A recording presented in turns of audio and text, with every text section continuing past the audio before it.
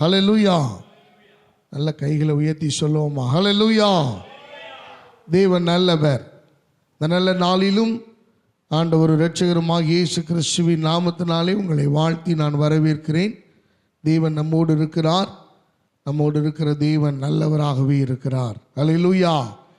இந்த நாளிலும் தேவனுடைய வார்த்தை உங்களுக்கு முன்பதாக கொண்டு வர நான் வாஞ்சிக்கிறேன். ஆவியானவர் நம்மோடு பேசுவாராக. ரத்தின சுருக்கமாய் கொடுக்கப்பட்ட நேரத்துக்கு முன்பதாக நான் முடிக்க பிரயாசப்படுகிறேன்.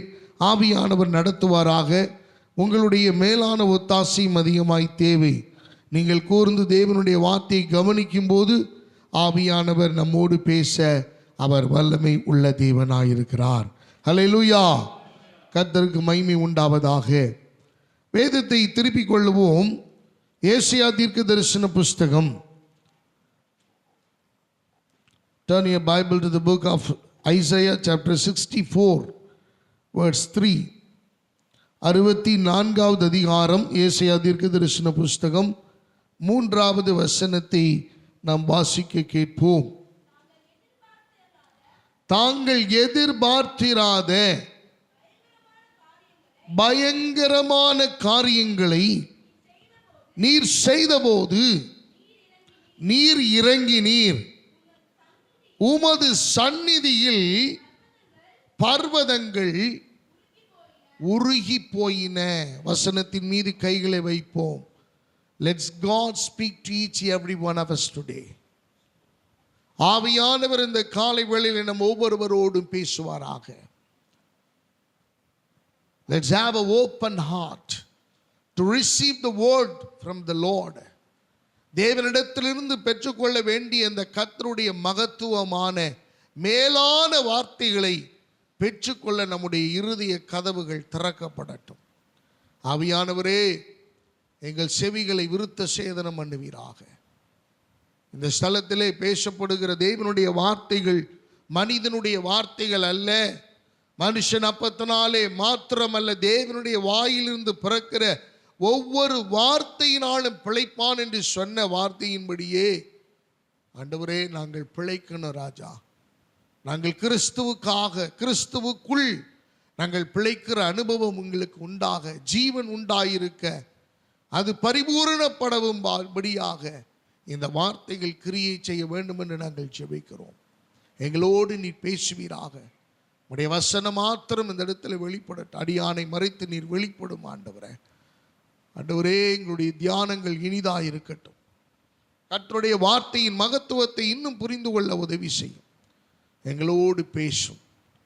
தடைகள் எல்லாம் மாற்றும். இயேசுவின் நாமத்தில் பிதாவே, ஆமென். அல்லேலூயா. மீண்டுமாய் இந்த வசனத்தை வாசிப்போம். ஏசாயா 64:3. நாங்கள் எதிர்பார்த்திராத பயங்கரமான காரியங்களை நீர் செய்தபோது நீர் இறங்கினீர். உமது சந்நிதியில் பர்வதங்கள் உருகி போயின. உம்முடைய சந்நிதியில் பர்வதங்கள் உருகி போயின. அருமையான கர்த்தருடைய பிள்ளைகளை, இந்த காலை வேளையிலே தேவ ஆவியானவர் நம்மோடு பேசுவாராக. வேதவசனம் திட்டமாய் சொல்லுகிறது. இந்த காலை வேளையிலே நமக்கு கொடுக்கிற ஒரு அற்புதமான தலைப்பு. என் மனசுக்குள்ளே, என் சிந்தைக்குள்ளே, என் மண்டைக்குள்ளே ஓடிக்கிட்டே இருந்த ஒரு காரியம், எதிர்பார்த்திராத நன்மைகளை செய்கிற தேவன். அல்லேலூயா. எனக்கு அருமையானவர்களே, unexpected goodness from God. Unexpected goodness from God. எதிர்பார்த்திராத ஒரு நன்மையை கர்த்தர் நமக்காக வைத்திருக்கிறார். எத்தனை பேர் இதை விசுவாசிக்கிறோம்? எனக்கு அருமையானவர்களே, நிறைய எதிர்பார்க்கிறோம்.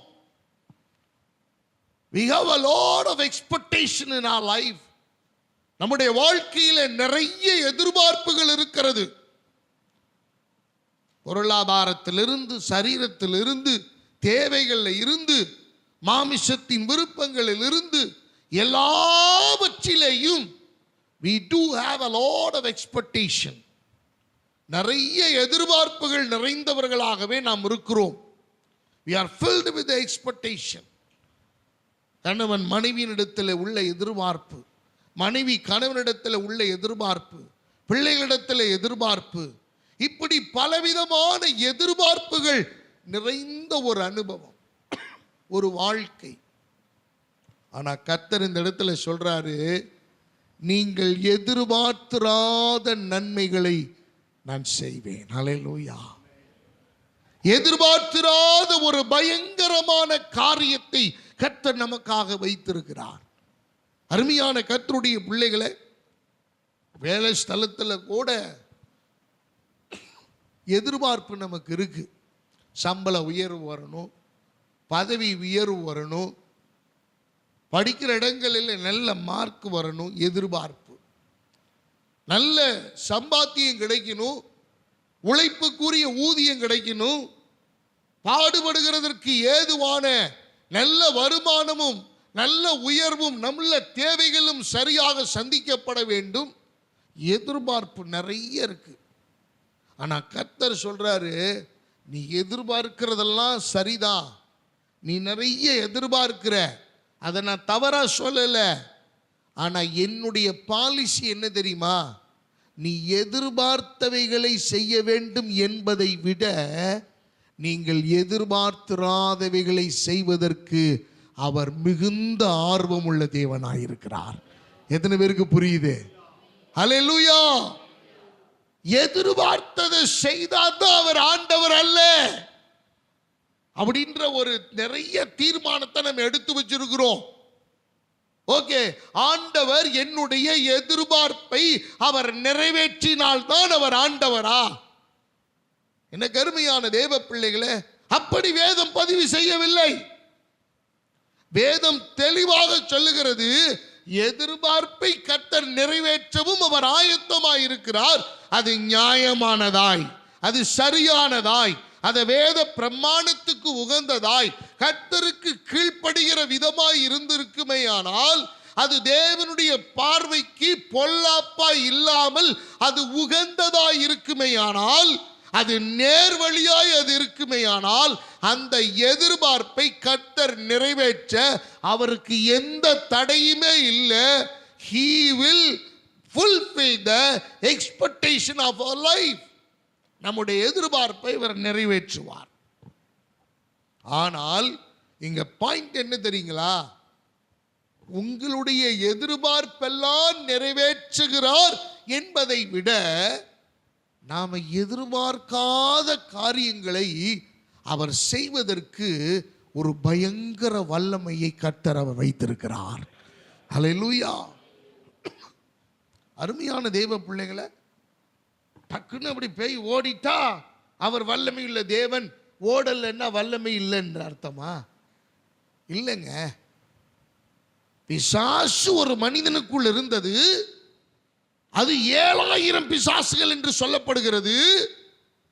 அது பார்த்தீங்கன்னு சொன்னா கல்லறையிலே வாசம் பண்ண வைத்தது, அவனுடைய வஸ்திரத்தை எல்லாம் கிழிக்க வைத்தது, அவனுடைய வீட்டுக்குள் அடங்க முடியாதபடி அவனை வெளியிலே தள்ளி போட்டது. பட்டணத்துக்கும் நகரத்துக்கும் கிராமத்துக்கும் புறம்பே போய் தங்கி இருந்தான். மரித்தவர்களோடு வாசம் பண்ணினான், மரித்தவர்கள் அடக்கம் பண்ணுகிற இடத்தில் இருந்தான். இயேசு வந்தார், அந்த கிராமமே எதிர்பார்க்கல, அவனும் எதிர்பார்க்கல. அவனுக்குள் இருந்த எனக்கு அருமையான தேவ பிள்ளைகளை, எல்லாரும் நினைச்சிருப்பாங்க, இவனுக்கு யாராவது ஒருத்தர் வைத்தியம் பண்ணக்கூடாதா, யாராவது ஒருத்தர் இவனை சுகப்படுத்தக்கூடாதா, ஒருத்தர் கூடயா இல்லை இந்த பிசாசை விரட்டுறதுக்கு அப்படின்னு நினைத்திருக்கிற ஆயிரக்கணக்கான பேர் இந்த ஊரில் இருந்திருப்பாங்க. ஆனால் ஆண்டவர் அந்த இடத்துக்கு வந்தபோது, ஆண்டவர் நீ போ, நீ கிளம்பு, நீ பெறப்படு, இவனை சுத்தம் பண்ணு, இவனுக்குள்ளெல்லாம் இருக்கக்கூடாது அப்படின்லாம் பாடம் எடுக்கல. அவர் கால் வச்சாரு, இங்க பிரச்சனை ஆரம்பிச்சிருச்சு. அவர் பட்டணத்துக்குள்ளே கால் வைத்தார், அந்த ஸ்தலத்துக்குள் அந்த பவுண்டரியில கால் வச்சாரு. உமக்கும் எனக்கும் என்ன, எங்களை பிரச்சனை ஒண்ணவா நீர் வந்தீர், நாங்க பாட்டுக்கு கல்லறையில் கிடக்கிறோம், நாங்க பாட்டுக்கு சந்தோஷமா இருக்கிறோம், ஏன் நீர் வந்து பிரச்சனை பண்றீர் அப்படின்னு இவர் போய் கேட்கிறார். பிசாசு பிடித்தவர் போய் கேட்கிறார். அருமையானவர்களை, யாருமே எக்ஸ்பெக்ட் பண்ணல. வேதம் சொல்லுகிறது, கிராமத்துள்ளவர்கள் எல்லாம் புறப்பட்டு வந்தபோது அவன் வஸ்திரம் தரியாதவனாய் இருந்தவன் ஒரு நல்ல வஸ்திரம் தரித்தவனாய் இயேசுவின் முன்பாக அமர்ந்திருந்தான். எதிர்பாராத காரியங்கள், எதிர்பாராதவைகளை செய்வதற்கு ஆண்டவர் ஆர்வம் உள்ளவராய் இருக்கிறார். எல்லாமே நாம நினைக்கிறது நடக்கணும் அப்படிங்கிறது தான் நம்முடைய திட்டம், நம்முடைய லெவல், நம்ம யோசனை, நம்முடைய சிந்தனை. ஆனா ஆண்டவருடைய நினைவுகள், சிந்தைகள் எல்லாம் என்ன தெரியுங்களா? ஆண்டவருடைய நினைவுகள், எண்ணங்கள் எல்லாம் அவர் விரும்புகிற காரியத்தை எதிர்பாராத வேளையிலே அவர் செய்வதற்கு அவர் ஆயத்தமாயிருக்கிறார். அல்லேலூயா. எனக்கு அருமையான தெய்வ பிள்ளைகளை, ஆண்டவர் எப்படி சொல்லணும்னா, எதிர்பார்த்திராத வேளையிலே அற்புதங்களை செய்கிறவர். நம்ம நினைச்சிருக்கவே மாட்டோம். அதனாலதான் ஆண்டவர் சொன்னாரு, பா என் நினைவுகள் உன் நினைவுகள் அல்ல, என் வழிகளும் உன்னுடைய வழிகள் அல்ல. My thoughts are not your thoughts, neither my ways are not your ways. ஆண்டவர் மிக துல்லியமாய், மிக அழகாக, நேர்த்தியாக நமக்கு அழகாக சொல்லிக் கொடுத்திருக்கிறார். ஆண்டவர் அவர் நினைத்து வைத்திருக்கிற நினைவுகளுக்கு ஏற்றார் போல என்னுடைய எதிர்பார்ப்பை நான் திசை திருப்புகிற போது, என் தேவனாகிய கர்த்தர் என்னுடைய எதிர்பார்ப்பை விட அவர் எதிர்பார்த்திராத வேளையிலே நமக்கு பெரிய பெரிய காரியங்களை, அதுவும் பயங்கரமான காரியங்களை, பிரமிக்கத்தக்க காரியங்களை, கிரகிக்க கூடாத காரியங்களை அவர் செய்வதற்கு வல்லமையுள்ள தேவனாய் இருக்கிறார். அல்லேலூயா. நமக்கு நம்ம நிறைய கனவு உலகத்தில் வாழ்ந்துகிட்டு இருக்கிறோம். We are in a dream world. கனவு உலகத்தில் நிறைய பேருக்கு பலவிதமான கனவுகள். திடீர்னு ரோல்ஸ் ராய்ஸில் போகிற மாதிரிலாம் கனவு வரும். அப்படியே பார்த்தீங்கன்னு சொன்னால் லக்ஸூரியஸ் BMW போகிற மாதிரி, பைக்கில் போகிற மாதிரி, ரேஸில் போகிற மாதிரி நிறைய கனவுகள் நமக்குள்ள வரும். கனவுகள் வர்றது யாரும் என்ன செய்ய முடியாது? தடுக்கவே முடியாது, தடுக்கவே முடியாது. ஆனால் கனவுகள் நமக்கு பலவிதமான கனவுகள். திடீர்னு பார்த்தீங்கன்னா ஒரு 24 பெட்ரூம் இருக்கிற ஒரு பெரிய பங்களாவில் இருக்கிற மாதிரிலாம் கனவு வரும். ஆனால் நம்ம முழிச்சு பார்க்கும்போது பாத்ரூமுக்கு பக்கத்தில் படுத்திருப்போம். வாசலும் அதுதான், வீடும் அதுதான் நமக்கு. ஆனால் கனவுகள், கனவு உலகம், பயங்கரமான கனவு உலகத்திலே இந்த ஜனங்கள் மிதந்து கொண்டிருக்கிறதை நாம் பார்க்கிறோம். ஆனால் ஆண்டவர் இந்த கனவு உலகத்தை எல்லாம் நம்புறதில்லை. இந்த கனவு உலகத்தை எல்லாம் பெருசா ஆண்டவர் அவர் எதிர்பார்க்கிறதில்லை. அவர் நாம் எதிர்பார்த்திராத காரியத்தை எதிர்பாராத வேளையில், எதிர்பாராத சூழ்நிலையில் அவர் செய்கிற தேவனாயிருக்கிறார். அல்லேலூயா. நம்ம இதை எதிர்பார்த்திருக்கவே மாட்டோம். உங்களுக்கு உதாரணம் சொல்லிட்டு பாயிண்ட்டுக்கு போறேன். ஈசாக்கு ஒரு பஞ்ச காலத்தில் இருக்கிறார். ஒரு பஞ்ச காலம். அந்த பஞ்ச காலத்தில் இவர் விவசாயம் பண்றார். ஏறு உழுது, பாத்தி கட்டி, தண்ணீர் பாய்ச்சறதுக்கு வழி இல்லை. வானம் பார்த்த பூமி, மழை பெஞ்சா தொழிய ஒன்றும் இல்லை, பனி பெஞ்சால் ஒழிய வழி கிடையாது. அங்க அப்படிப்பட்ட நிலையிலே ஆண்டவர் மேல நம்பிக்கை வச்சு அவன் வானத்தை எதிர்பார்க்கல, மழையை எதிர்பார்க்கல, மேகத்தை எதிர்பார்க்கல, பனியை எதிர்பார்க்கல, யாராயிலும் தண்ணி கொண்டு வந்து ஊத்துவாங்கன்னு எதிர்பார்க்கல. அவனுடைய எதிர்பார்ப்பெல்லாம் கர்த்தர் மட்டுமே, ஆண்டவர் மட்டுமே. விதைச்சான், விசுவாசத்தோடு விதைச்சான். மற்றவங்க விவசாயிகள்லாம் பரியாசம் பண்ணாங்க. என்னப்பா உனக்கு கொஞ்சமாவது மண்டையில் இருக்குதா? இந்த காலத்தில் பஞ்ச வறுமை தாண்டவம் ஆடிக்கிட்டு இருக்குது, மழையும் இல்லை, பனியும் இல்லை, வறட்சியின் உச்சத்தில் இருக்கிறோம். இந்த நிலையில நீ போய் விதைச்சினா எப்படி அது வளர? விதை செத்து போகாதா? இல்லைங்க, உங்களுக்கு தெரியாதுங்க. எனக்கு ஆண்டவர் சொன்னபடி நான் செஞ்சிட்டு இருக்கிறேன். விதைத்தான். வேதம் சொல்லுகிறது, கர்த்தர் அவனை ஆசீர்வதித்ததினால் ஈசாக்கையும் ஈசாக்கு விதைத்த விதையையும் ஆசீர்வதித்ததினால் கர்த்தர் அந்த வருஷத்திலே அவன் 100 மடங்கு பலனடைந்தான். அல்லேலூயா. 100-fold blessing has been given from God to Isaac. ஈசாக்குக்கு 100 பலனை, அப்படியே 100 மடங்கு பலனை அப்படியே அள்ளி கர்த்தர் கொடுத்துட்டார். நம்ப முடியுதுங்களா? இது நமக்கு விளங்குதுங்களா? ஆண்டவர் he will perform a miracle in unexpected way. எதிர்பார்த்திராத வேளையிலே, எதிர்பார்த்திராத வழியிலே கர்த்தர் நமக்காக அவர் நன்மை செய்ய அவர் ஆவலுள்ளவராயிருக்கிறார்.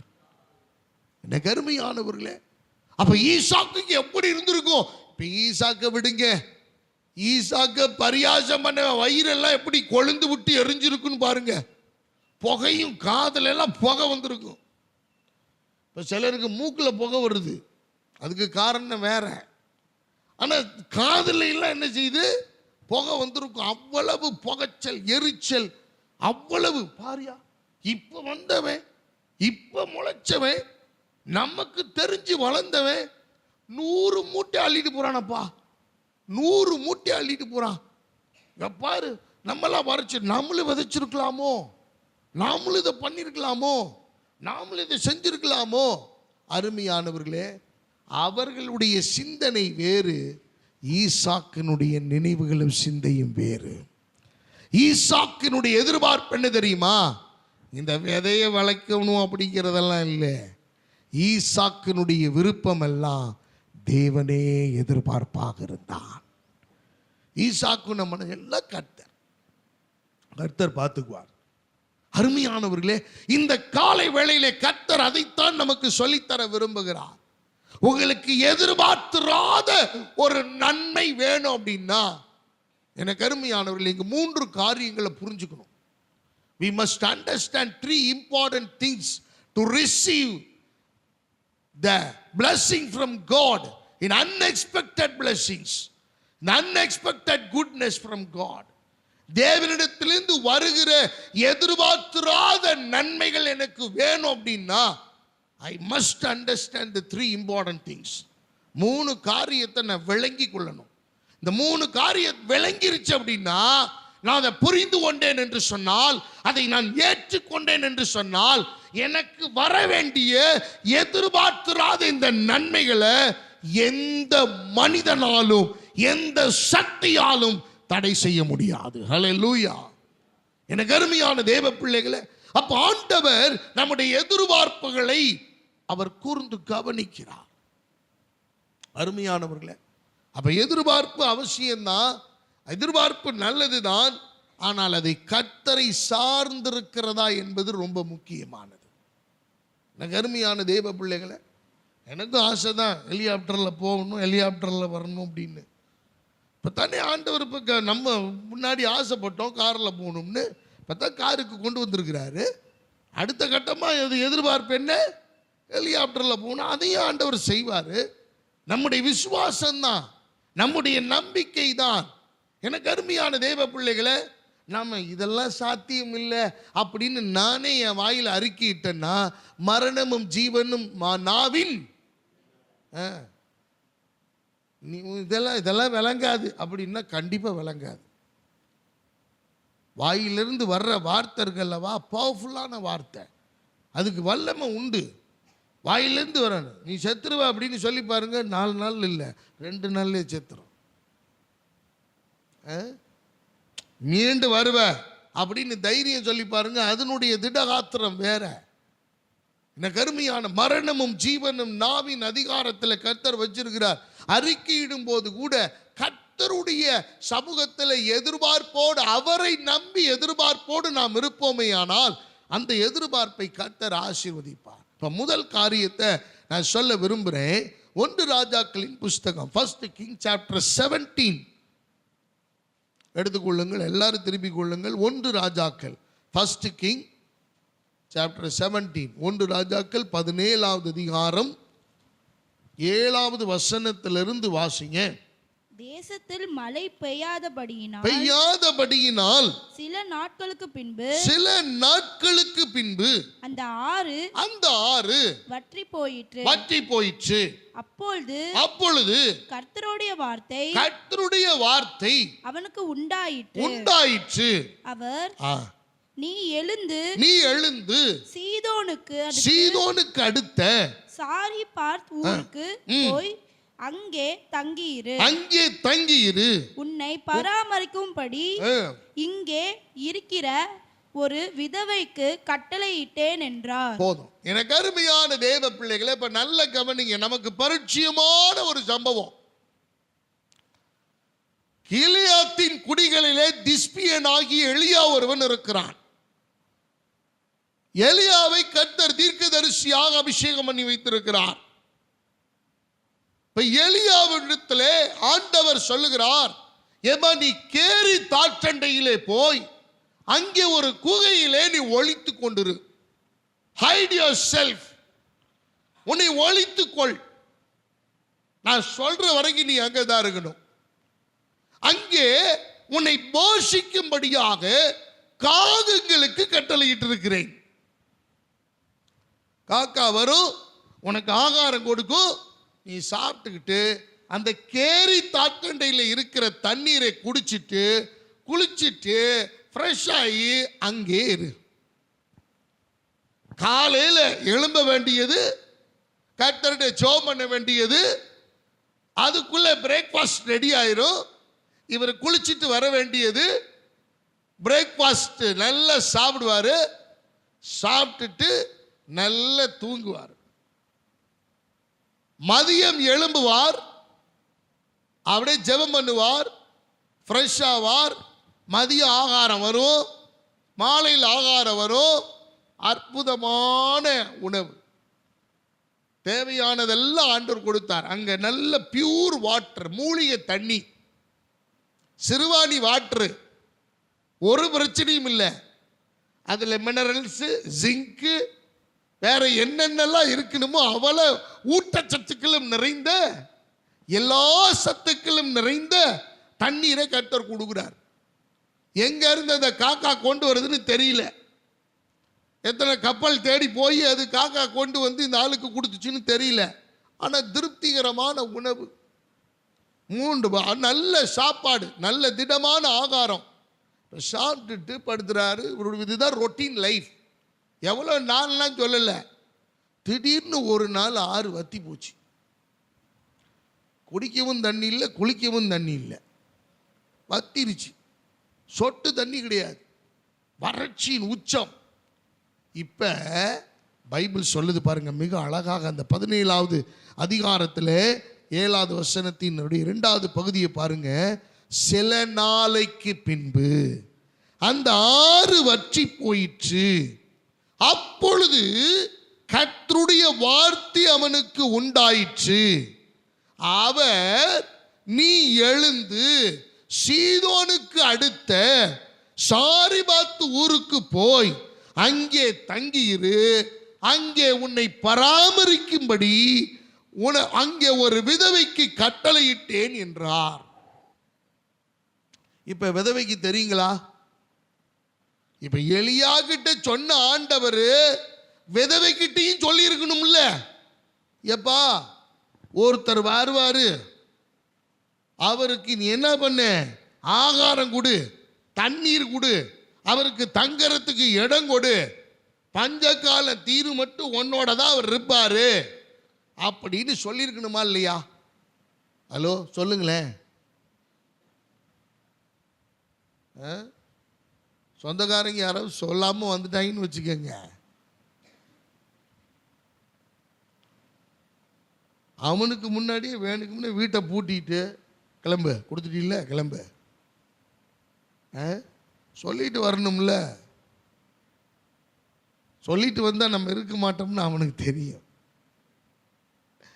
அருமையானவர்களே, நல்ல கவனிங்க. அப்ப ஆண்டவர் சொல்லியிருக்கணுங்க.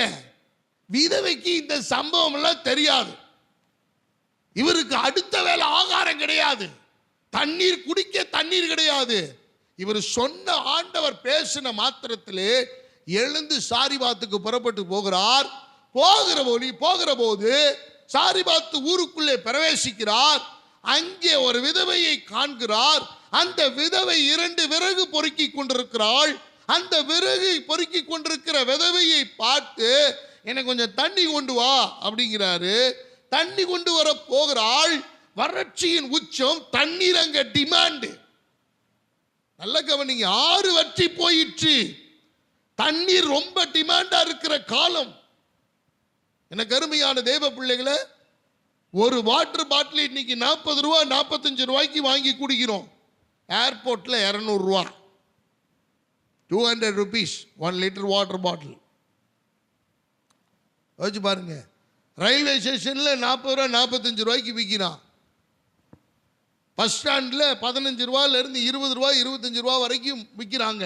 ஒரு கம்பெனி பிராண்டுக்கு தகுந்த போல தண்ணி, வாட்டர். எனக்கு அருமையான தேவ பிள்ளைகளை, யோசிச்சு பாருங்க. டிமாண்டான ஒரு காலம். தண்ணீர் இல்ல, வறட்சி. அங்கேயும் வரும்போது அந்த வீட்டுக்குள்ள எதிர்பார்க்கவே இல்லை. அருமையான தெய்வ பிள்ளைகளை, நமக்கு சில நேரங்களில் உறவுகள் வரும், வீட்டுக்கு உறவுகள் வருவாங்க, உறவினர்கள். அது இன்னமும் தெரியல, ஒரு குறிப்பிட்ட ஆள் நம்ம வீட்டுக்கு வரும்போது தரித்திரத்தினுடைய உச்ச தாண்டவம், கோர தாண்டவம் நம்ம வீட்டில் தலைவிரிச்சு ஆடிக்கிட்டு இருக்கும். எப்படி? உண்டியலெல்லாம் அடியில் ஓட்டையை போட்டு எடுத்திருப்போம். ரொம்ப கொடுமையான காலங்கள்லாம் நடந்திருக்கும். பீரோவெல்லாம் தள்ளி சில்லற காசெல்லாம் பொறுக்கி எப்படியெல்லாம் காசு சேர்க்கணுமோ அப்படியெல்லாம் சேர்த்து கடைசியில் எதை கொண்டு போய் கொடுத்தா இதுக்கு காசு கிடைக்கும் அப்படிங்கிற நிலைமைக்கு வரும்போது நம்ம வீட்டில் குடும்பமாக வந்து உட்காந்துருப்பாங்க. என்ன கறி ஒன்று எடுக்கலையாமாங்க. அப்படியே ஹார்ட்டெல்லாம் நின்று போன மாதிரி இருக்கும், அரெஸ்ட் பண்ண மாதிரி இருக்கும். நமக்கு சாப்பிட்ற உணவுகள் எல்லாம் இருதய கோளாறுலாம் வர்றதில்ல. சிலர் வந்தாலே வந்துடும். அது சிலர் நம்ம முகத்தை பார்க்கும்போதே, ஆமாம், ஹார்ட் பீட்டெல்லாம் அந்த பம்ப் அடிக்கிறது பூரா அப்படியே ரத்தம் உறைஞ்சி போய் அப்படியே பம்பெல்லாம் வேலை செய்யாமல், வலது ஆரிக்கல் வலது வென்ட்ரிக்கல், இடது ஆரிக்கல் இடது வென்ட்ரிக்கல் எல்லாம் வேலை செய்யாமல் அப்படியே பம்பெல்லாம் நின்று ஸ்டாப் ஆகி கொஞ்ச நேரம் லப்பு டப்புங்கிறதெல்லாம் அப்புறம் டப்பு லப்பாயிரும், எல்லாம் தலையில் அடிக்க ஆரம்பிச்சிடும். சிலருடைய முகத்தை பார்த்த உடனே, ஆஹா இவங்க மொடா தின்னுவாங்களே, நம்ம 4 பேர்த்துக்கு 1/4 கிலோ கறியை வாங்கி அதுலேயும் மிச்சம் வச்சு நைட்டுக்கு அதை ஓட்டணும்னு பிளான் பண்ணி, இன்னும் சிலர் இருக்காங்க அதுலேயும் மிச்சம் வச்சு காலையில் கொஞ்சம் மசாலாவை போட்டு அதுலேயும் ஒரு உருப்படி அன்னைக்கு காலை பிரேக்ஃபாஸ்ட்டையும் தள்ளுற சில குடும்ப ஸ்திரீகள் இருக்கிறாங்க. அவங்கெல்லாம் மகாராணிகள்.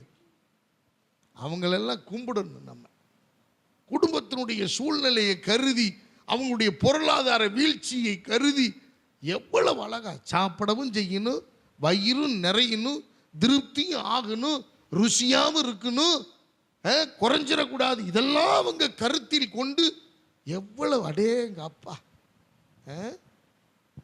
எனக்கு அருமையான தேவ பிள்ளைகளை, உமன்ஸ் டே வர்றப்ப சொல்லுங்க, எனக்கு முன்னாடியே ஞாபகப்படுத்துங்க. எல்லாத்துக்கும் ஒரு மாலை போட்டு பாராட்டிடுவோம். அன்பானவர்களே, நடக்குது அல்லவா, கண் கூட நம்ம பார்க்கிறோம் அல்லவா. இப்ப விதவை கிட்ட புருஷன் இல்ல, ஒரே ஒரு மகன். அவள்கிட்ட தண்ணி கேட்கிறார். ஏப்பா ஏற்கனவே டிமாண்டா இருக்கு தண்ணி, இப்ப தண்ணீர் கொஞ்சம், சரி தண்ணி தானே கேட்கிறாரு, கொண்டு போய் கொடுக்கலாம் அப்படின்னு போறப்ப நீ என்ன பண்ணிட்டு இருக்கிற? ஐயா கொஞ்சோண்டு எண்ணெயும் கொஞ்சம் மாவும் இருக்கு, நானும் என் மகனும் அதை சுட்டு சாப்பிட்டுட்டு செத்து போவதற்காக 2 விறகு பொறுக்கி கொண்டிருக்கிறேன். சாப்பிடுவதற்காக 2 விறகு பொறுக்கிட்டு இருந்தேன்னு முடிச்சிருந்தா கூட பரவாயில்ல. அவ சொல்ற கம்ப்ளீட்டான சென்டென்ஸை நீங்க கவனிங்க. எப்பா எங்கள்கிட்ட வேற ஒண்ணும் இல்லை, we don't have a nothing. எனக்கு அருமையானவர்களே, எங்கள்கிட்ட ஒண்ணுமே கிடையாது, எதுவுமே எங்கள்கிட்ட இல்லை, இருக்கிறது கொஞ்சம் தான். எங்க வீட்டில் மாத்திரமல்ல, water demand in all houses. பட்டணத்தில் கிராமத்தில் எல்லா இடத்துலையும் தண்ணீர் டிமாண்டா இருக்கு, ஆகார டிமாண்டா இருக்கு, வருமானத்துக்கு வழி இல்லை, வறட்சியின் உச்சத்தில் இருக்கு, விளைச்சல் இல்லை, எல்லாம் உருகிக்கிட்டு இருக்குது, எல்லாம் அப்படியே எல்லாம் பார்த்தீங்கன்னு சொன்னா மெலிந்து கொண்டு இருக்கிறது. அப்படிப்பட்ட நிலையில இருந்ததான இந்த விதவையினிடத்திலே ஆண்டவர் அனுப்புகிறார், நீ அங்க போ.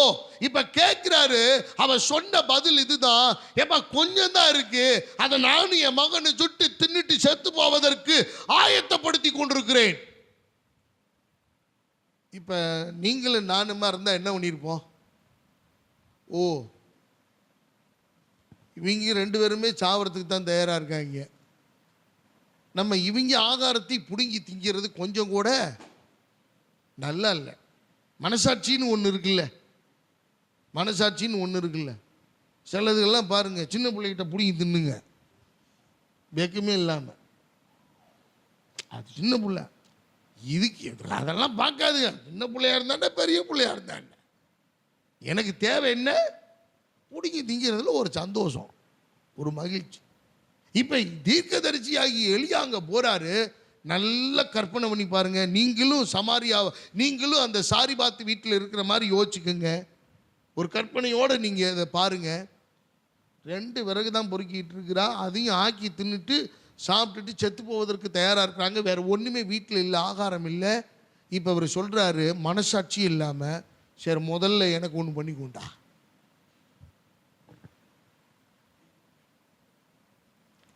எங்க 2 தோசைக்கு தாங்க மாவு இருக்குது, பரவாயில்ல, அதில் ஒன்றும் எனக்கு உண்டா. எப்படி இருக்குன்னு பாருங்களேன். இப்போ சாரிபாத்தனுடைய விதவை ஹார்ட் அட்டாக்கே வந்து அவளுடைய இருதயமே நின்று உறைஞ்சு போயிருக்கும். அப்போ கொஞ்சம் பெண்கள் எப்பயுமே லகுவானவர்கள் அல்லவா, ரொம்ப நல்லவர்கள் அல்லவா, அவங்க என்ன முடிவு எடுத்திருப்பாங்க தெரியுமா? என்ன நினச்சிருப்பாங்க?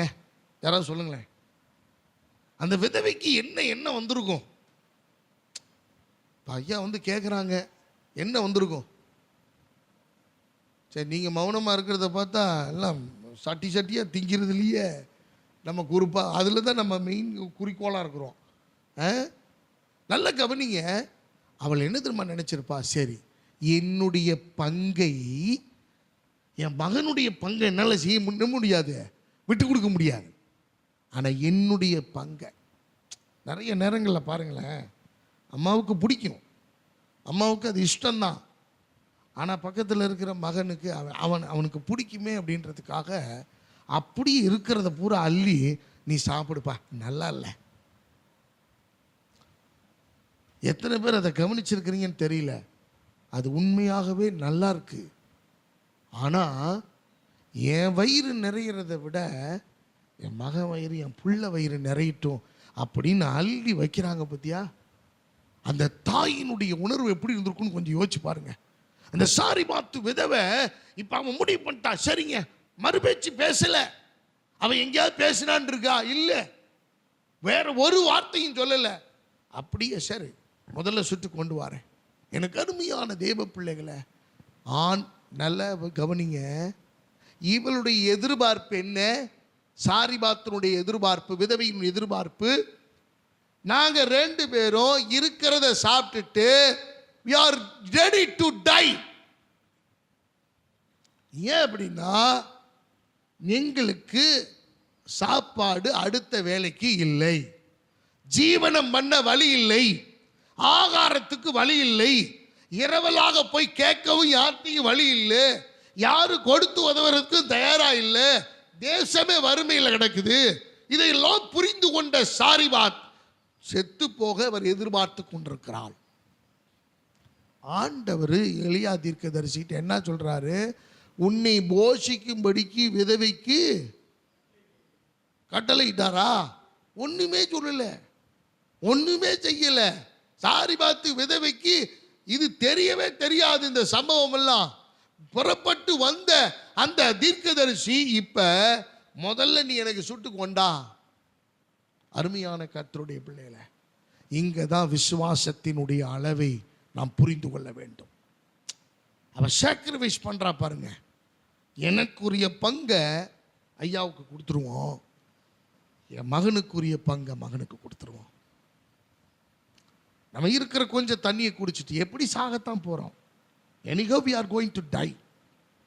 முதல்ல செத்தான பிறகு செத்தான அவன் முடிவு பண்றா, தீர்மானம் பண்றா.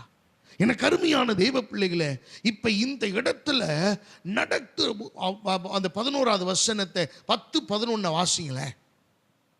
10-11 சீக்கிரம். அப்படியே அவன் எழுந்து சாரிபாத்துக்கு போனான். அந்த பட்டணத்தின் ஒளிமுக வாசலுக்கு அவன் வந்தபோது அங்கே ஒரு விதவை விறகு பொறுக்கி கொண்டிருந்தாள். அவன் அவளை பார்த்து கூப்பிட்டு நான் குடிக்கிறதற்கு கொஞ்சம் தண்ணீர் ஒரு பாத்திரத்தில் எனக்கு கொண்டு வா என்றான். கொண்டு வர அவள் போகிற போது அவன் அவளை நோக்கி கூப்பிட்டு கொஞ்சம் அப்பமும் உன் கையிலே எனக்கு கொண்டு வா என்றான். எனக்கு அருமையான தெய்வ பிள்ளைகளை, நம்மளா இருந்தா எப்படி சொல்லுவோம்? மனசாட்சியே இல்லை இந்த ஆளுக்கு. நாங்களே செத்து போறதுக்கு தயாரா இருக்கிறோம். நாங்க அதை மரணத்தை எதிர்பார்த்து கொண்டிருக்கிறோம். அப்படிப்பட்ட சூழ்நிலையில இந்த ஆள் இருக்கிறதையும் இவர் கேட்கிறாரே, சரி ரைட் கொடுப்போம். அவள் சொன்ன வார்த்தையை கவனிங்க. அவள் பானையில் ஒரு பிடி மாவும் கலயத்தில் கொஞ்சம் எண்ணெயுமே அல்லாமல் என்னிடத்தில் ஒரு அடையும் இல்லை என்று உம்முடைய தேவனாகிய கர்த்தருடைய ஜீவனை கொண்டு சொல்லுகிறேன். இதோ நானும் என் குமாரனும் சாப்பிட்டு செத்து போக அதை எனக்கும் அவனுக்கும் ஆயத்தப்படுகிறதற்கு 2 விறகு பொறுக்குகிறேன் என்றாள். தொடர்ந்து வாசிங்க. அப்பொழுது எலியா அவளை பார்த்து பயப்படாதே, நீ போய் உன் வார்த்தையின்படி ஆயத்தப்படுத்து. ஆனாலும் முதலில் அதிலே எனக்கு ஒரு சிறிய அடையை பண்ணி என்னிடத்தில் கொண்டு வா, பின்பு உனக்கும் உன் குமாரனுக்கும் பண்ணலாம். எனக்கு அருமையான தெய்வ பிள்ளைகளை, நல்ல கவனிங்க. என்னுடைய முதலாவது பாயிண்ட் என்ன தெரியுமா? எதிர்பார்த்திராத நன்மைகளை செய்ய தேவன் திட்டத்தை வைத்திருக்கிறார். God has a specific plan for the unexpected miracle. தேவன் நம்ம எதிர்பார்த்திராத நன்மைகளை செய்வதற்காகவே அவர் ஒரு தேவ திட்டத்தை வைத்திருக்கிறார். எத்தனை பேர் விசுவாசிக்கிறீங்க? ஒரு அல்லேலூயா சொல்லுவோமா? கைகளை உயர்த்தி. ஏன் திட்டம் என்ன? After the food we decide ourselves to die. நாங்க இதை சாப்பிட்டு செத்து போவதற்கு நாங்க எங்களை ஆயத்தப்படுத்தி கொண்டிருக்கிறோம். We are preparing ourselves to die. நாங்க சாப்பிட்ட பிறகு சாக போறோம் அப்படிங்கிற அந்த மனோபக்குவத்திலே அந்த திட்டத்தில் அவர்கள் இருக்கிறார்கள். ஆனால் தேவ திட்டம் என்ன தெரியுமா? இந்த பஞ்ச கால தீரு மட்டும் இந்த இடத்துல, இந்த கலயத்திலையும் இந்த பானையிலையும் எண்ணெயும் மாவும் செலவழிந்து போவதில்லை என்று கர்த்தர் ஒரு திட்டத்தோடு எலியா தீர்க்கதரிசி அனுப்பினார். அல்லேலூயா. My dear people of God, God has a specific plan in your life for the unexpected miracle. தேவன் ஒரு எதிர்பார்த்திராத நன்மைகளை செய்வதற்காகவே அவர் ஒரு திட்டத்தை வைத்திருக்கிறார். இன்னொரு விஷயமும் சொல்றேன். ஆண்டவர் எனக்கு கொடுக்கட்டும், நான் அப்புறம் கொடுக்கிறேன், இதெல்லாம் நீங்க எதிர்பார்க்கிறது. ஆனா கர்த்தருடைய எதிர்பார்ப்பு என்ன தெரியுமா? முதல்ல உனக்கு இருக்கிறதே அவ்வளவுதான், ஆனா அதுல முதல்ல ஆண்டவருக்கு நீ கொண்டு வந்துடு. எப்படி? உனக்கு இருக்கிறது அவ்வளவுதான் தெரியும் ஆண்டவருக்கு. ஆனா ஆண்டவர் பரிசோதிக்கிற திட்டம் என்ன தெரியுமா? உனக்கு உள்ளதுல நீ அதுல முதல்ல ஒண்ணு கொண்டு வந்துரு. இப்ப அவன் கொண்டு வர்றதுக்கு அவன் ஆயத்தப்படுத்துகிற போதே கர்த்தர் சொல்லிட்டார். அவருடைய விசுவாசத்தை பார்த்துட்டாரு, தனக்குரிய சாக்ரிஃபைஸ் பண்ணதை பார்த்துட்டாரு. இப்ப கர்த்தர் எலியா தீர்க்கதரிசியின் மூலமாய் சொல்லுகிறார். வாசிங்க இந்த வசனத்தை. 14வது வசனம். கர்த்தர் தேசத்தின் மேல் மழை, கர்த்தர் தேசத்தின் மேல் மழையை கட்டளையிடும் நாள் மட்டும் பானையின் மா செலவழிந்து போவதும் இல்லை, கலசத்தின் எண்ணெய் குறைந்து போவதும் இல்லை என்று இஸ்ரவேலின் தேவனாகிய கர்த்தர் சொல்லுகிறார் என்றார். ஹல்லேலூயா, ஹல்லேலூயா. அன்எக்ஸ்பெக்டட் மிரக்கிள், நன்மை, எதிர்பார்த்திராத நன்மைகள் உங்களுக்கு வரணும் அப்படின்னா தேவ திட்டத்துக்கு உங்களை ஒப்பு கொடுங்க. உங்க திட்டம் நீங்க செத்து போறது தான், ஒன்றும் உங்கள்கிட்ட இல்லை, அவ்வளவுதான் இருக்கு.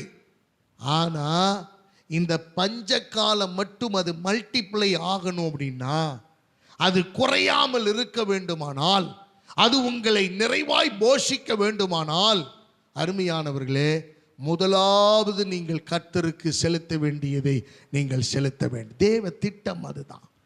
We must understand God's plan in order to receive the unexpected miracle from God. தேவனிடத்திலிருந்து நாம் பெற வேண்டிய அந்த நன்மைகளை நாம் ஆண்டவர் ஏராளமா வச்சிருக்கிறாரு. ஒவ்வொருத்தருக்கும் ஒவ்வொரு மாதிரிங்க. எனக்கு செஞ்ச மாதிரி உங்களுக்கு அற்புதம் செய்ய மாட்டாரு, உங்களுக்கு அற்புதம் செய்யற மாதிரி எனக்கு செய்ய மாட்டாரு. ஒவ்வொருத்தருக்கும் ஒவ்வொரு மாதிரி. நல்ல கவனிங்க. எனக்கு அருமையானவர்களே, எலியா மூலமா இந்த விதவைக்கு, சாரிபாத் விதவைக்கு இப்படி, எலிசா மூலமா வேறொரு விதவைக்கு வேற மாதிரி கர்த்தர் அற்புதம் செஞ்சார். நீங்க படிச்சு பார்த்தீங்கன்னா தெரியும். அது 2 ராஜாக்கள் இருக்கு. அருமையான கர்த்தருடைய பிள்ளைகளே, அப்ப கர்த்தர் எதிர்பார்த்திராத நன்மைகளை எனக்கு கொடுக்க வேண்டுமானால் நான் என்ன செய்யணும்? தேவ திட்டத்துக்கு என்னை ஒப்பு கொடுக்கணும். தேவ திட்டத்துக்கு என்னை ஒப்பு கொடுக்கணும்னா நான் செய்ய வேண்டிய ஒரு முதல் காரியம் என்ன? முதலாவது கர்த்தருக்கு நான் என்ன செஞ்சிடணும்? I must give a priority to God. நான் முதல் காரியத்தை, என்னுடைய உழைப்பை, என்கிட்ட இருக்கிறத கர்த்தருக்கு நான் கொடுக்கணும்.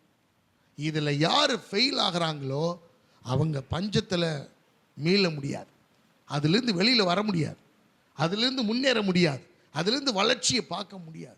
அருமையான கர்த்தருடைய பிள்ளைகளை, அப்ப ஆகாரமும் தண்ணீரும் அவர்களுக்கு பஞ்சகால தீரு மட்டும். பைபிள் அதை படிச்சு முடிச்சிருவோம். 15வது வசனம் சொல்லுது, அவள் போய் எலியாவின் சொற்படி செய்தால் அவளும் இவனும் அவள் வீட்டாரும் அநேக நாள் சாப்பிட்டார்கள். கர்த்தர் எலியாவை கொண்டு சொன்ன வார்த்தையின்படியே பானையிலே மா செலவழிந்து போகவும் இல்லை, கலசத்தில் எண்ணெய் குறைந்து போகவும் இல்லை. அல்லேலூயா. நல்ல கவனிங்க. உன்னுடைய உழைப்பை, உன்னுடைய பிரயாசத்தை நீ மனுஷனுக்காக எடுத்தினா அது குறைஞ்சிக்கிட்டே போகும். ஆனா நீ கர்த்தருக்காக எடுத்து கொடுத்தினா அது நிறைவாக இருந்துகிட்டே இருக்கும். எத்தனை பேருக்கு புரியுது? அல்லேலூயா. மனுஷனுக்காக நீ எடுத்துக்கிட்டு இருந்தீங்கன்னா அது குறைஞ்சு போயிடும்.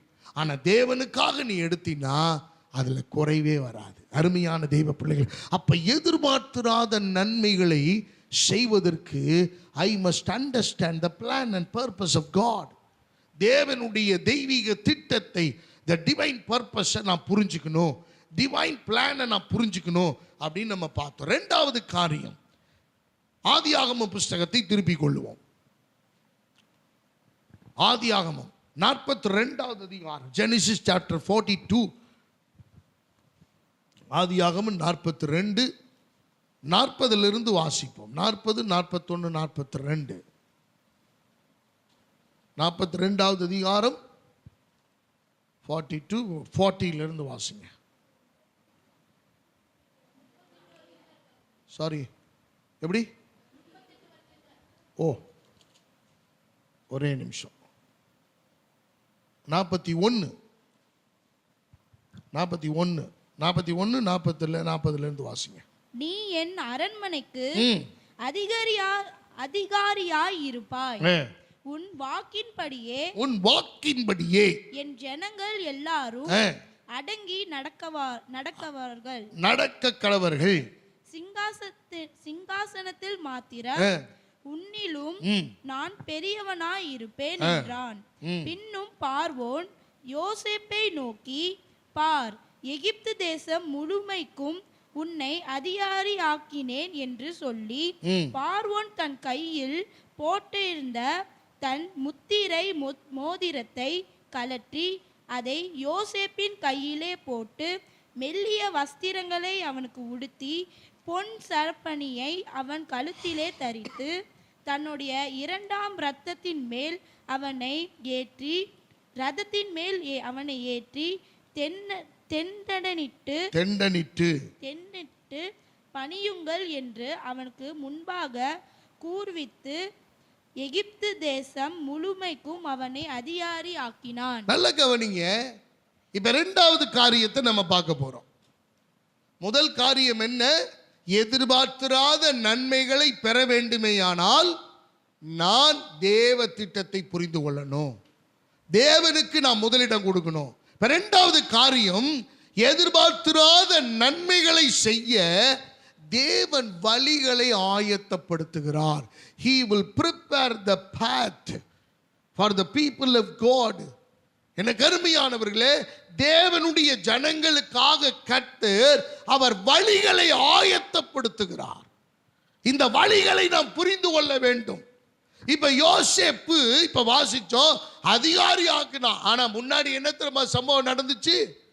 இவங்க வீட்டிலேயே, நல்ல கவனிங்க, யாக்கோபுக்கு பிறந்தவர்களிலேயே யோசேப்பு ரொம்ப யாக்கோபுக்கு பிரியமானவன்.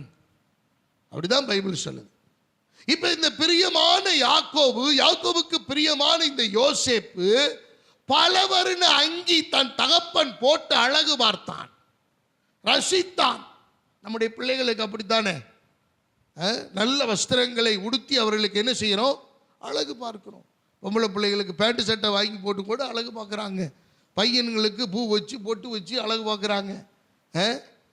பெண் பிள்ளைகள் இல்லாதவர்களுக்கு இப்படிலாம் அழகு பார்க்குற ரசிக்கிறாங்க. கொலுசெல்லாம் வாங்கி போட்டு பார்த்து அழகு பார்க்குறாங்க. அருமையானவர்களே, இப்ப தகப்பன் தன் மகனை பார்த்து சந்தோஷப்பட்டு யோசேப்புக்காக பலவருண அங்கி, ஸ்பெஷல் ட்ரெஸ், அப்படியே மின்னுற மாதிரி ட்ரெஸ் வாங்கி கொடுத்து அப்படியே போட்டு எல்லாம் அப்படியே தெரிஞ்சிட்டு இருக்கிறான், சந்தோஷமா இருக்கிறான். அவனுக்கு மெல்லி எல்லாம் தேவையானதெல்லாம் கிடைக்குது. அவங்க அப்பா கிட்ட என்ன கேட்டாலும் அந்த பிரியமான மகன் விரும்புகிறதை அவர் வாங்கி கொடுப்பார், செய்வார். இப்படி பிரியமான இருந்த யோசேப்ப ஆண்டவர் பார்த்தாரு, இவன் போற வழி சரியில்லை, இவனுக்கு வேற ஒரு வழியை நம்ம என்ன செய்யணும்? ஆயத்தப்படுத்தணும் அப்படின்னு யோசேப்பு எதிர்பார்த்திராத ஒரு வழியை யோசேப்புக்கென்று கர்த்தர் ஆயத்தப்படுத்தினார். அல்லேலூயா. என்ன பண்ணார் ஆண்டவர்? யோசேப்பு 17 வயசு. எப்பா நீ என்ன செய்ய? புறப்பட்டு நீ என்ன செய்? போய் அண்ணமார்கள் எல்லாம் ஆடு மேய்க்க போனாங்க. அவங்க எல்லாம் ஆடு மேய்ச்சிக்கிட்டு இருக்கிறாங்க. அவங்களுக்கு ஆகாரத்தை கொடுத்துட்டு அவங்க நல்லா இருக்கிறாங்களா நீ விசாரிச்சுட்டு வா. அவ்வளவுதான். யோசேப்பு ஆகாரத்தை எடுத்துக்கொண்டான், புறப்பட்டு போகிறான். போகும்போதே பைபிளில் தெளிவாக ஒரு விஷயம் சொல்லுது. நீங்கள் பைபிளில் கையில் எடுத்துக்கோங்க. ஆதியாகமத்தின் புஸ்தகம் 41வது அந்த இருங்க வர்றேன் சொல்கிறேன்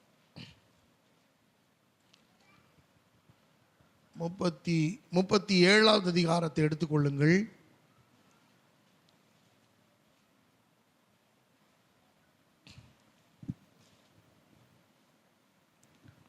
37:15 வாசிங்களேன். அப்பொழுது ஒரு மனிதன் அவன் வெளியிலே வழிதப்பி திரிகிறதை கண்டு என்ன தேடுகிறாய் என்று கேட்டார். அல்லேலூயா.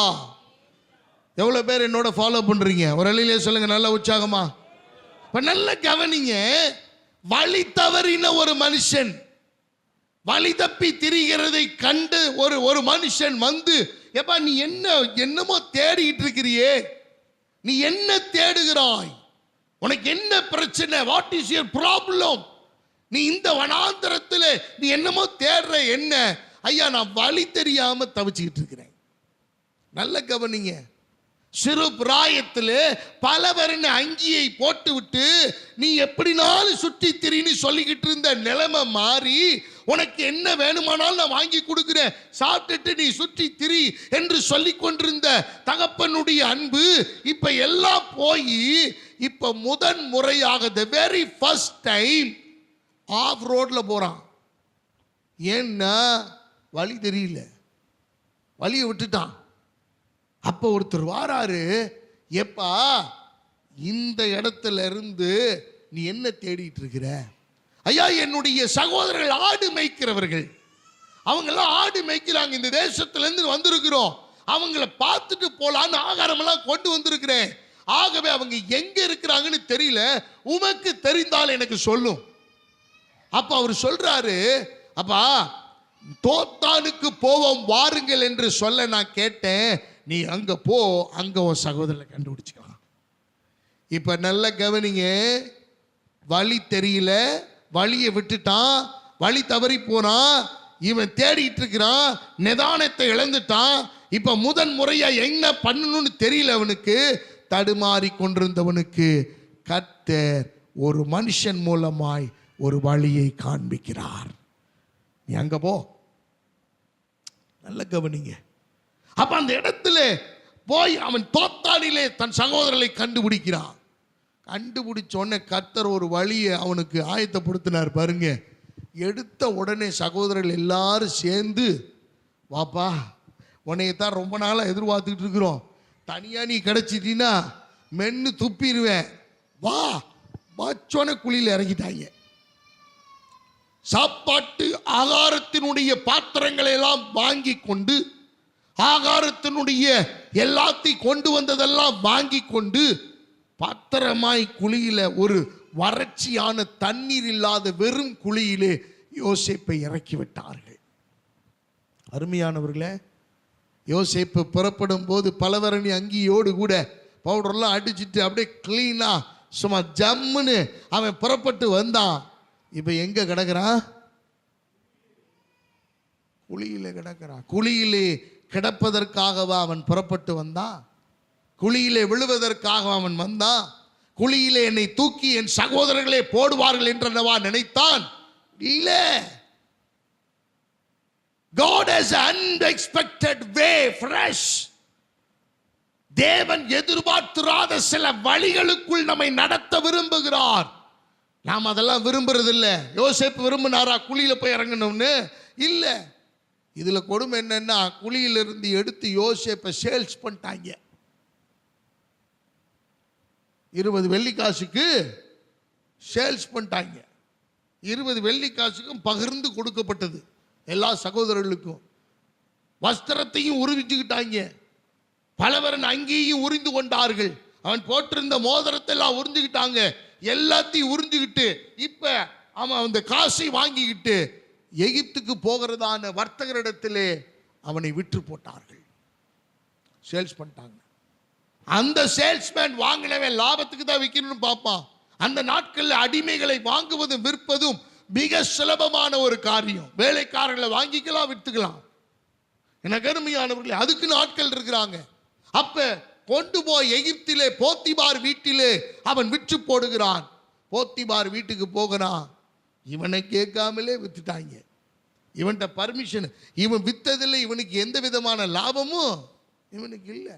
போத்திபார் வீட்டிலே கிடக்கிறான். போத்திபார் வீட்டிலே குற்றஞ்சாட்டப்படுகிறான். சிறைச்சாலையிலே கொண்டு போகப்பட்டான். சிறைச்சாலையிலே கிடக்கிறான். சிறைச்சாலையின் அனுபவம் பயங்கரமான அனுபவம். அருமையானவர்களே, சிறைச்சாலையிலே அந்த வழியாய் கடந்து போக கர்த்தர் வைக்கிறார். சிறைச்சாலையில் இருந்துதான் கர்த்தர் யோசேப்பை அரண்மனைக்கு கொண்டு போகிறார். இதுல பியூட்டி என்ன தெரியுங்களா? சிறையில் இருந்தபோது பானபாத்திரக்காரனும் சுயமாகிகளின் தலைவனும் இருக்கிறார்கள். பானபாத்திரக்காரன் சொல்லி வைக்கிறான், எப்பா நீ நல்ல ஸ்தானத்தில் இருக்கும் போது do not forget me, என்னை மறந்துடாத, என்னை நினைவில் வச்சுக்க. அவன் பர்பஸா மறந்துட்டான். கர்த்தர் மறக்கடிச்சிட்டார். ஏன் தெரியுமா? நீங்கள் எதிர்பார்த்ததை செய்கிறதை விரும்புவதை விட எதிர்பார்த்திராத காரியங்களை கர்த்தர் செய்வதற்கு அவர் எப்பவும் ஆவலுள்ளவராயிருக்கிறார். யோசேப்புக்கு தெரியாது, எல்லாம் போச்சு நினைச்சான். பலவரன் அங்கி போச்சு, எல்லா சகோதரர்கள் போயிட்டாங்க, அப்பா அம்மா அவனுடைய அன்பு போச்சு, நம்முடைய ஊர் பட்டணம் போச்சு, எல்லாம் போச்சு. இப்ப நான் கிடக்கிற இடம் சிறைச்சாலையின் அனுபவம், செய்யாத குற்றத்துக்காக இப்ப தண்டனை அனுபவித்துக் கொண்டிருக்கிறேன் என்கிற நிலையிலே, ஓ இதுதான் வழியோ, இதுதான் வழியோ என்று சொல்லி அந்த வழியிலே போவதற்கு தேவன் அனுமதித்த பாதையிலே தன்னுடைய மனதை பக்குவப்படுத்தி கொண்டு அவன் போய் கொண்டிருக்கிறான். கர்த்தர் அவனை அரண்மனையிலே பார்வோனுக்கு முன்பதாக அந்த எகிப்து தேசத்து முழுமைக்கும் அதிகாரியாக கர்த்தர் கொண்டு போய் நிறுத்தும்படியாக, எதிர்பார்த்திராத சூழ்நிலைகளை செய்யும்படியாக கர்த்தர் வழிகளை ஆயத்தப்படுத்தினார். ஹல்லேலூயா. He will prepare a way.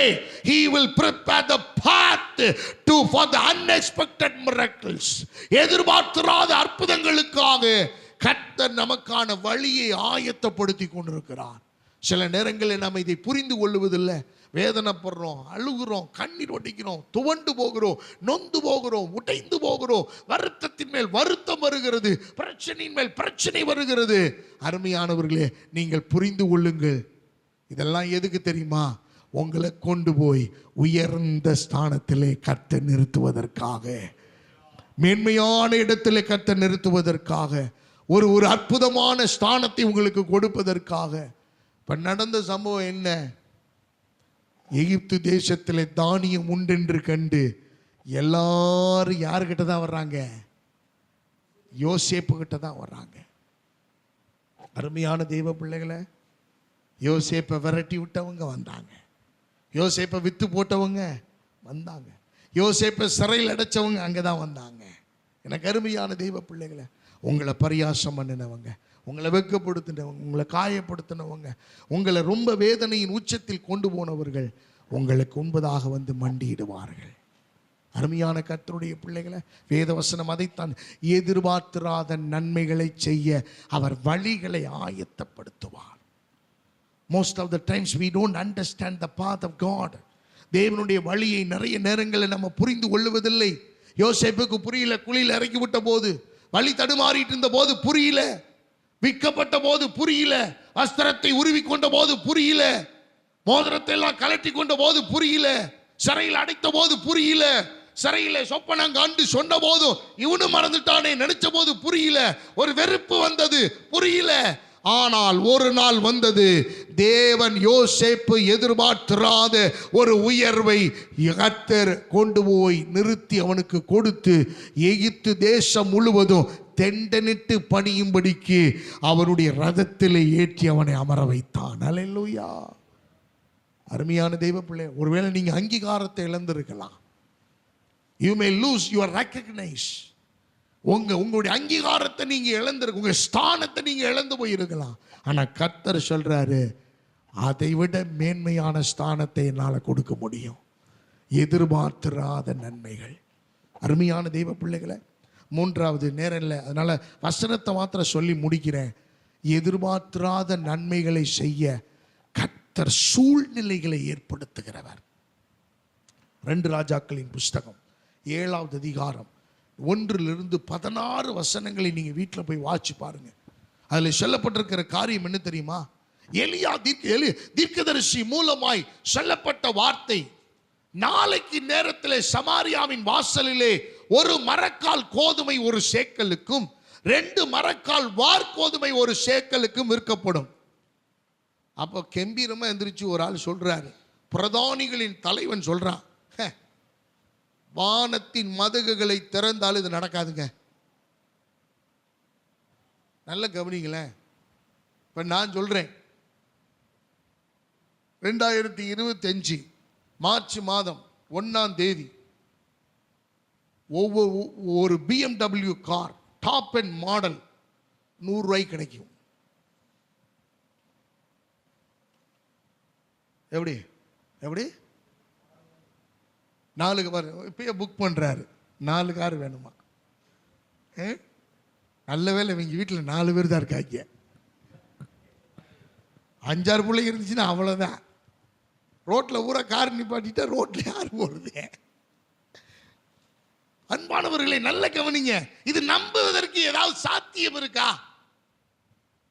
சரி, 1 கிலோ இன்னைக்கு அரிசி, ஒரு 25 கிலோ ரைஸ் 26 கிலோ ரைஸ் பேக் எவ்வளோ வருது? 1800 ரூபாயா?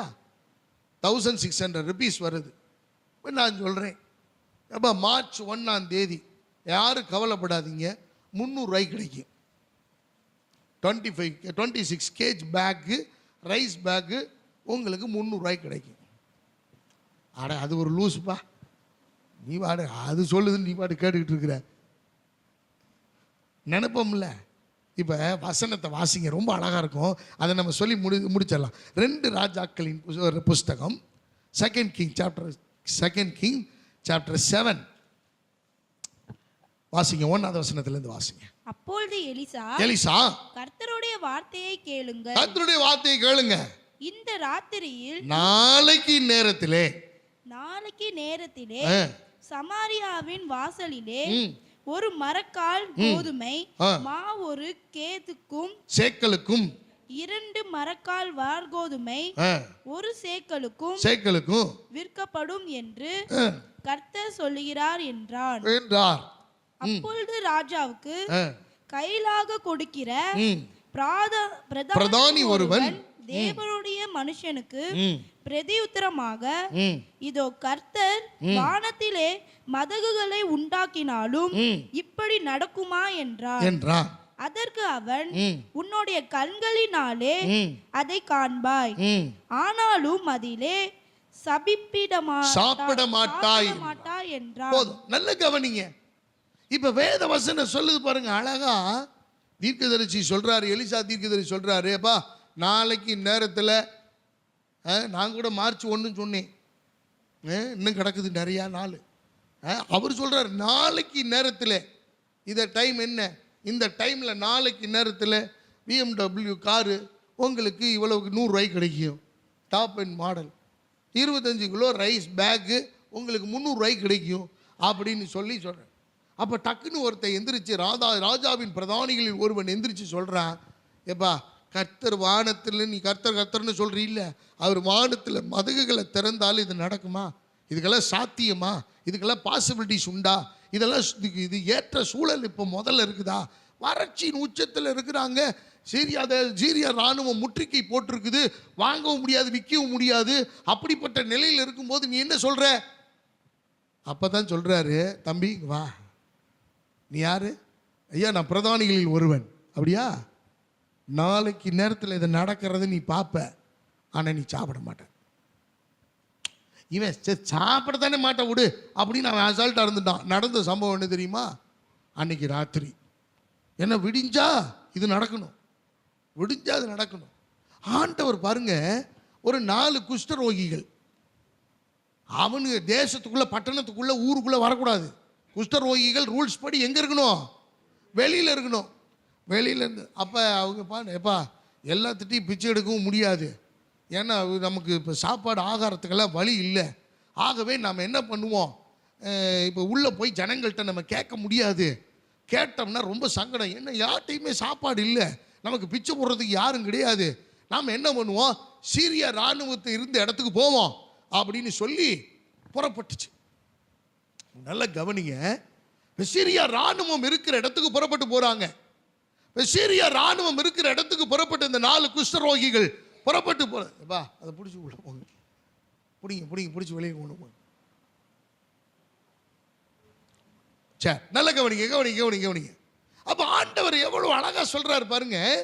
இப்ப 4 குஷ்டரோகிகள் புறப்பட்டு போறாங்க. சீரியா இராணுவத்திட்ட போய் சீரியா இராணுவத்திட்ட பிச்சை கேட்டு, உயிரோட இருந்தா இருப்போம், செத்து போனோம்னா போவோம், இப்ப இருந்தாலும் சாப்பாடு இல்லாமல் சாகத்தானே போறோம் அப்படின்னு சொல்லி ஒரு முடிவு எடுத்து 4 பேரும் போகிறாங்க. அங்கே போனால் சீரியா இராணுவமே இல்லை. குதிரை கட்டியிருக்குது, கழுதை கட்டியிருக்குது, சாப்பாடு ஆக்கி வச்சுருக்குது, அவங்க வச்சிருந்த பொருட்கள் இருக்குது, தங்க நகைகள்லாம் இருக்குது, ஆயுதங்கள்லாம் இருக்குது, எல்லாம் இருக்குது. ஆளை மாத்திரம் காணாம். என்னடா எல்லாம் செட்டு போட்டிருக்காங்க, ஒருத்தர் எல்லாம் சோறு வெந்துக்கிட்டு இருக்குது, ஆளை காணா. எல்லாம் கறியெல்லாம் ஆக்கி வச்சுருக்காங்க, சாப்பிட்றதுக்கு ஆளை காணா. எல்லாம் கூப்பிட்டு பார்க்குறாங்க, ஒருத்தரும் இல்லை. இவங்க என்ன தெரியுமா பார்த்தோன்னே, இப்போ நம்மள அப்படி தானே ஒவ்வொரு கூடாரத்துக்குள்ளேயும் போயிட்டு வர்றாங்க. போயிட்டு வந்தால் ஒவ்வொரு கூடாரத்துலையும் இருக்கிறது தலை பார்க்கட்டு எல்லாத்தையும் எடுத்து போட்டு எல்லாத்தையும் சாப்பிட்டுக்கிட்டு தட்டில் சாப்பிட்டுக்கிட்டே ஒவ்வொரு இடத்துக்கும் போகிறாங்க. எல்லா உள்ள கூடாரத்துக்குள்ளேயும் போயிட்டு வந்துட்டு இவங்களுக்கு மனசு குத்தி போச்சு. ஏப்பா அதில் ஒருத்தன் சொல்கிறான், யோ ஊரே சாப்பிடாம கிடக்குது, ஆகாரம் இல்லாமல் கிடக்குது, நம்ம இப்படி சாப்பிட்டுட்டு தின்னுக்கிட்டு இருந்தோம்னா நல்லாவா இருக்கும்? வாங்கய்யா இந்த நல்ல செய்தியை போய் அறிவிப்போம். இந்த நல்ல செய்தி என்ன செய்வோம்? போய் அவரை டிக்ளேர் பண்ணுவோம்யா, வாயா. இவங்க போனாங்க, போய் எல்லாத்துட்டையும் சொல்கிறாங்க. யாரும் நம்பல. சரி ஆள் அனுப்பி பார்ப்போன்னு ஆள் அனுப்பி பார்த்தா அங்கே சீரிய இராணுவத்தில் ஒருத்தன் கூட இல்லை.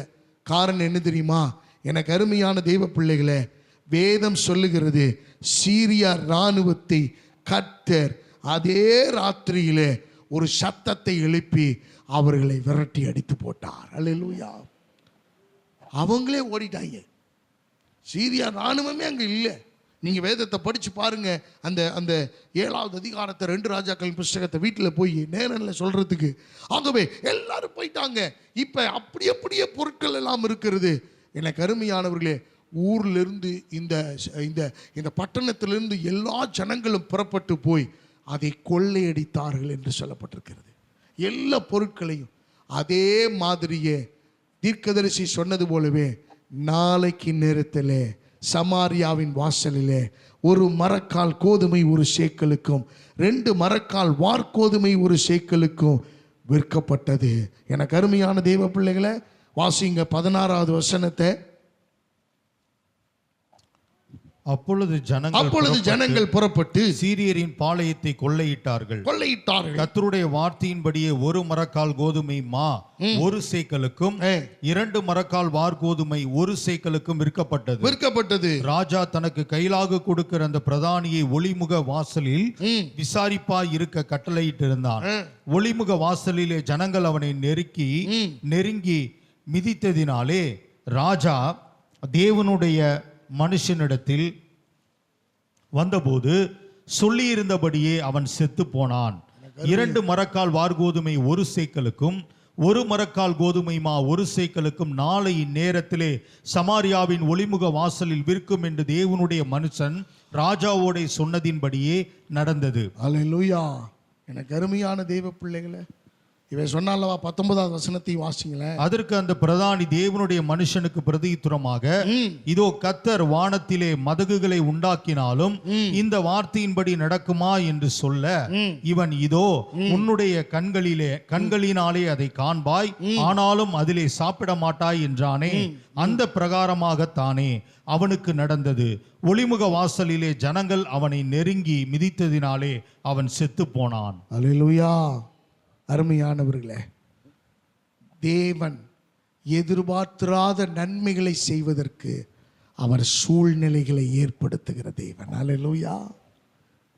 இவங்களுக்கு யாருக்குமே தெரியாது சீரிய இராணுவமே ஓடிடும்னு. ஆனால் சீரிய இராணுவம் தான் இந்த பட்டணத்தை முற்றுகை போட்டது. உள்ளிருந்து யாரும் வெளியில் போகக்கூடாது, வெளியிலேருந்து யாரும் உள்ளே வரக்கூடாது. ஆனால் உள்ளுக்குள்ள தீர்க்கதரிசி இருந்தார். தீர்க்கதரிசி சொன்னார், நாளைக்கு நேரத்தில் இது நடக்கையா. ஆனால் விசுவாசிக்காம போனா பாருங்க ஒருத்தன் பிரதானி, அவன் ஜனங்கள் நெருங்கி மிதித்ததுனாலே அவன் செத்து போனான். ஓ இப்படி நடந்துச்சு.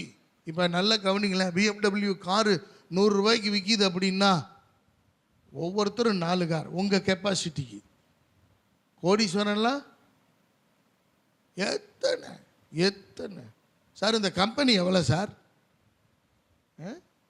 இந்த மேனுஃபேக்சர் கம்பெனி எவ்வளோ சார்? கேட்கறதுக்குலாம் ஆள் இருக்கு. அருமையான தெய்வ பிள்ளைகளை, நம்முடைய ஆண்டவர் சூழலை ஏற்படுத்துகிறவர், சாத்தியம் இல்லாதவைகளை சாத்தியப்படுத்துகிறவர், சாதகம் இல்லாதவைகளை சாதகமாக்குகிற தேவன். நீங்க அப்படி விசுவாசிக்கணும் கர்த்தரை. இதெல்லாம் நடக்காது, இதெல்லாம் சாத்தியம் இல்லை, இதெல்லாம் விளங்காதுன்னு நீங்க சொன்னீங்கன்னா அப்படித்தான் நடக்கும். அருமையானவர்களே, விசுவாசமா சொல்லுங்க. இந்த 3 காரியங்களை புரிந்து கொள்ளுங்கள். ஆண்டவர் திட்டத்தை வைத்திருக்கிறார். எதிர்பார்த்திராத நன்மைகளை செய்ய அவர் உங்களுக்கு 1000 திட்டம் இருக்கலாம், ஆனால் கர்த்தருடைய திட்டத்தை புரிந்து கொள்ளுங்கள். 2வது, ஆண்டவர் இந்த எதிர்பார்த்திராத நன்மைகளை செய்வதற்கு அவர் வழிகளை ஆயத்தப்படுத்துகிறார். He will prepare the path.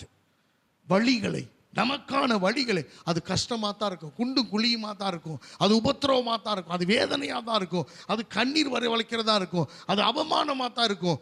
ஆனால் அந்த வழியாக போகும்போது தான் கர்த்தர் ஒரு உயர்வை நமக்கு வைத்திருக்கிறார்.